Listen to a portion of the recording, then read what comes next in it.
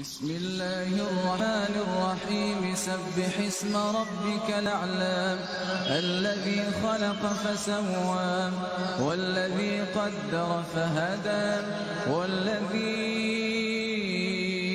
أخرج المرعى فجعله غثاء نحوا سنقرئك فلا تنسى إلا ما شاء الله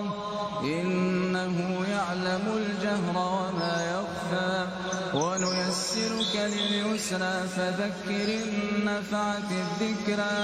سيذكر من يخشى ويتجنبها الأشقى الذي يصلى النار الكبرى ثم لا يموت فيها ولا يحيا قد أفلح من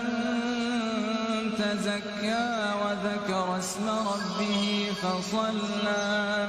بل تؤثرون الحياة الدنيا والآخرة خير وأبقى إن هذا لفي الصحف الأولى صحف إبراهيم وموسى بسم الله